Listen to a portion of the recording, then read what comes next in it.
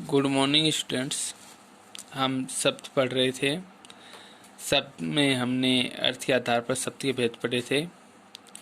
उत्पत्ति के आधार पर हमने शब्द के भेद पढ़े थे। आज हम व्युत्पत्ति या रचना के आधार पर शब्द के भेद पढ़ेंगे। व्युत्पत्ति या रचना का अर्थ होता है निर्माण करना या बनाना, कि शब्द का निर्माण किस प्रकार से या शब्द किस प्रकार से बने हैं। तो यह हम इसमें पढ़ेंगे। तो व्युत्पत्ति या रचना के आधार पर शब्द के जो भेद हैं उन भेदों के आधार पर पढ़ेंगे शब्द का निर्माण किस प्रकार से हुआ है। तो व्युत्पत्ति या रचना के आधार पर शब्द के 3 भेद होते हैं। कौन कौन से होते हैं? तो सबसे पहला भेद आता है रूढ़ शब्द। रूढ़ शब्द, दूसरा है यौगिक शब्द और तीसरा है योग रूढ़ शब्द। तो व्युत्पत्ति या रचना के आधार पर शब्द के 3 भेद होते हैं। इन तीनों भेदों का नाम याद रखने हैं: रूढ़ शब्द, यौगिक शब्द और योग रूढ़ शब्द। रूढ़ शब्द तो वे शब्द हो गए जिनके हम टुकड़े कर देंगे, टुकड़े करने पर वो वर्ण हो जाएंगे। यौगिक शब्द, यौगिक में नाम जुड़ा हुआ है योग, योग धन इक। तो योग नाम जुड़ा, योग का अर्थ होता है जोड़ना। जोड़ना यानी 2 शब्दों जोड़ करके जो एक शब्द बनता है वो यौगिक शब्द कहलाता है। और जब हम उसके टुकड़े करेंगे तो उनके 2 अलग अलग शब्द बन जाएंगे। योग रूढ़ शब्द, योग रूढ़ हो गए, योग मतलब जोड़ना, जो 2 शब्दों से मिलकर के एक शब्द बना है वो तो हो गया योग। रूढ़ हो गया किसी एक अर्थ के लिए प्रयोग किया जाता है, जो विशेष अर्थ के लिए प्रयोग करते हैं, योग रूढ़। अब सबसे पहला आता है रूढ़ शब्द। देखो ध्यान से देखना, समझ में आ जाएगा। रूढ़ शब्द, रूढ़, रूढ़ का अर्थ हो गया कि वे शब्द जिनके हम टुकड़े करेंगे तो उनका कोई अर्थ नहीं निकलेगा, वो क्या हो जाएंगे? वर्ण हो जाएंगे। देखो, जिन शब्दों के यदि खंड कर दिए जाएं, शब्दों क्या कर देंगे? खंड कर देंगे। तो शब्दों के खंड कर दिए जाएं तो खंडों का कोई अर्थ नहीं निकलता, उन्हें रूढ़ शब्द कहते हैं। अब देखो इसमें शब्दों की क्या करेंगे? खंड करेंगे। खंड करने पर क्या होगा? खंडों का कोई अर्थ नहीं निकलेगा। उन शब्दों क्या कहेंगे? उन्हें रूढ़ शब्द कहेंगे। समझ में आ गया होगा कि शब्दों के हम क्या करेंगे? खंड कर देंगे तो खंडों का कोई अर्थ नहीं निकलेगा। क्यों नहीं निकलेगा? क्योंकि खंड करने पर वर्ण हो जाएंगी और उन्हें क्या कहते हैं? रूढ़ शब्द कहते हैं। जैसे बालक, कलम, देवता, आकाश आदि। जैसे बालक शब्द है, इसके हम खंड कर देते हैं, बा को अलग कर दिया, लय को अलग कर दिया और क को अलग कर दिया, तो ये क्या हो गए? टुकड़े हो गए, इनके खंड हो गए, इनका कोई अर्थ नहीं निकल रहा, ये वर्ण हो गए। कलम, क को अलग कर दिया, लय को अलग कर दिया और मैं को अलग कर दिया, तो इनके हमने क्या कर दिए? खंड कर दिए। खंड करने पर इनका कोई अर्थ नहीं निकल रहा। ऐसे देखो देवता, दे को अलग कर दिया, वह को अलग कर दिया और ता को अलग कर दिया, तो इसके हमने खंड कर दिए। खंड करने पर इसका कोई अर्थ नहीं निकल रहा। आकाश, आ को अलग कर दिया, का को अलग कर दिया और शय को अलग कर दिया, तो हमने इसके खंड कर दिए और खंड करने पर इनका कोई अर्थ नहीं निकल रहा। लड़का है तो लय को अलग कर दिया, अड़ को अलग कर दिया और का को अलग कर दिया, तो हमने इनके खंड कर दिए। खंड करने पर इनका अर्थ नहीं निकल रहा। क्यों? क्योंकि ये तो वर्ण हो गए। दीपक है तो दी को अलग कर दिया, पै को अलग कर दिया और कै को अलग कर दिया, तो हमने इनके भी क्या कर दिए? खंड कर दिए और इनके खंड करने पर इनका कोई अर्थ नहीं निकल रहा, क्योंकि ये वर्ण हो गए। तो रूढ़ शब्द वे शब्द हो गए जिनके हम क्या कर देंगे? खंड कर देंगे तो खंडों का कोई अर्थ नहीं निकलेगा, तो उन शब्दों क्या कहेंगे? रूढ़ शब्द कहेंगे। तो ये जितने सारे शब्द हैं इनके हमने क्या कर दिए? इधर खंड कर दिए, तो इनका कोई अर्थ नहीं निकल रहा है, इस कारण इनको कहा गया है रूढ़ शब्द। समझ में आ गया होगा रूढ़ शब्द। दूसरा देखो आप, यौगिक शब्द। अब जैसे मैंने अभी बताया था, योग धन इक, योग का शब्द नाम इसमें जुड़ा है। योग का अर्थ हो गया 2 शब्दों को जोड़ना, और 2 शब्दों को जोड़ करके जो शब्द बनता है वो शब्द कहलाएगा यौगिक शब्द।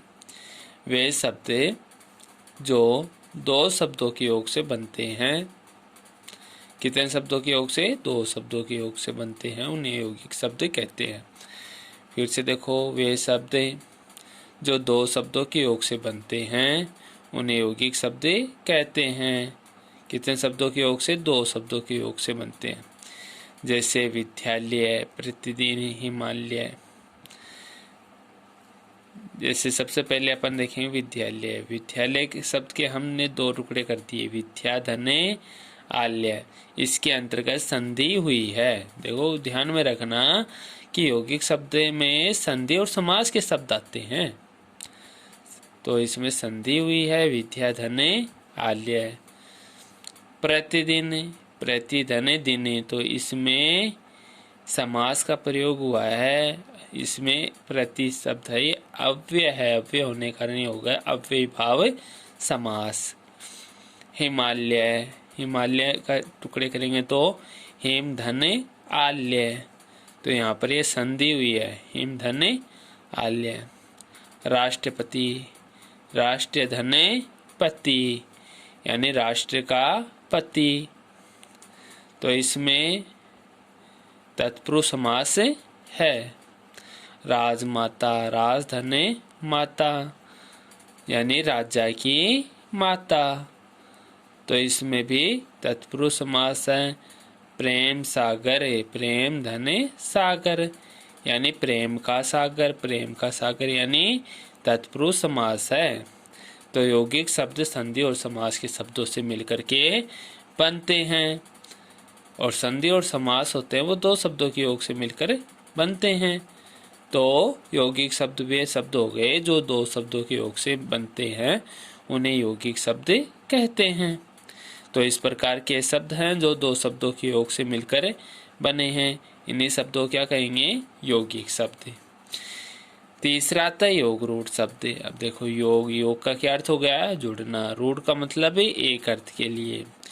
तो 2 शब्दों के योग से तो शब्द बने हैं, लेकिन एक अर्थ के लिए प्रयोग किए जाते हैं, वो अन्य ही अर्थ होता है। वो एक अर्थ का अन्य ही अर्थ होगा। कैसे? देखो, योग रूढ़ वे शब्द होते हैं जिनका निर्माण 2 शब्दों के योग से होता है।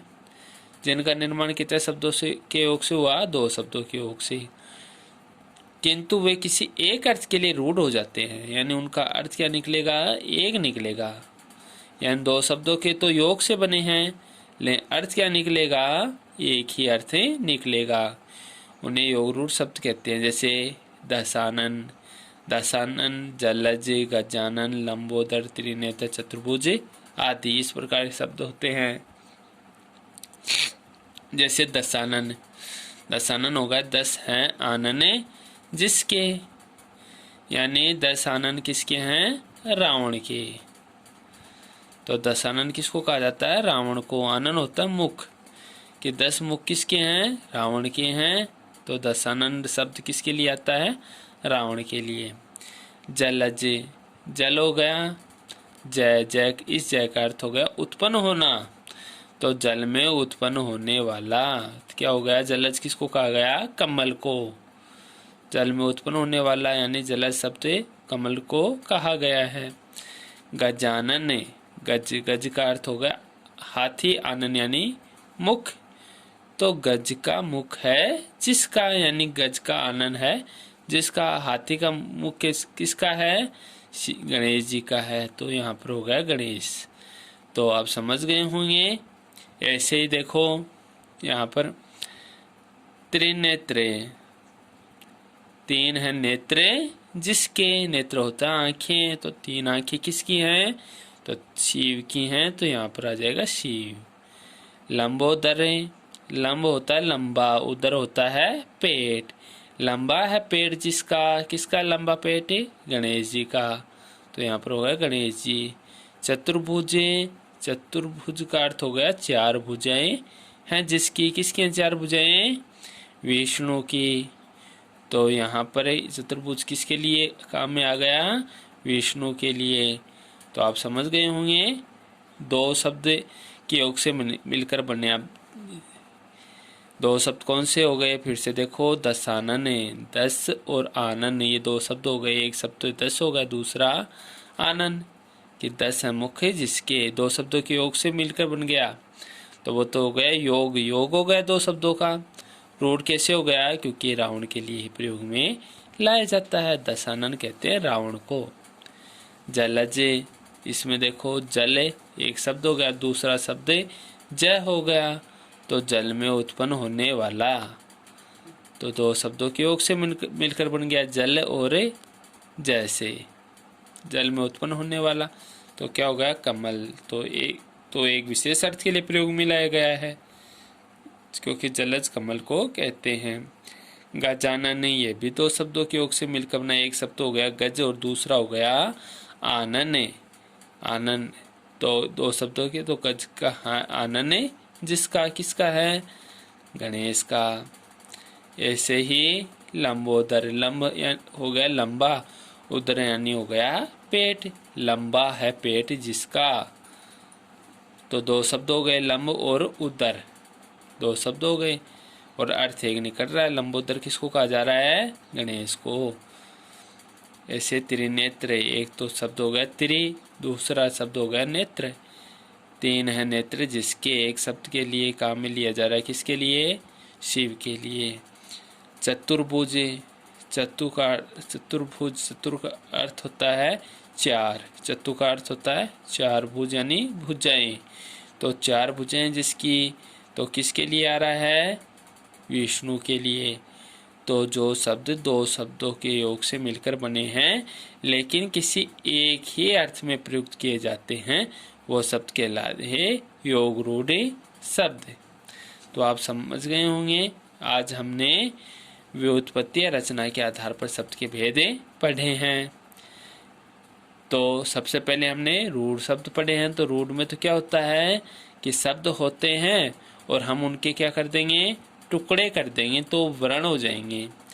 यौगिक शब्द क्या होते हैं? जो दो शब्दों के योग से मिलकर बनते हैं, जो दो शब्द संधि और समास के हो सकते हैं। तो संधि और समास के शब्द होंगे, उनके हमें टुकड़े करेंगे तो दो शब्द बन जाएंगे, तो वो शब्द कहलाएंगे यौगिक शब्द।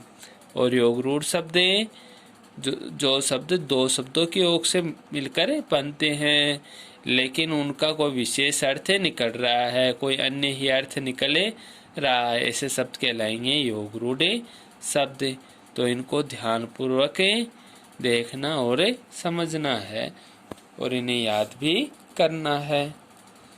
धन्यवाद।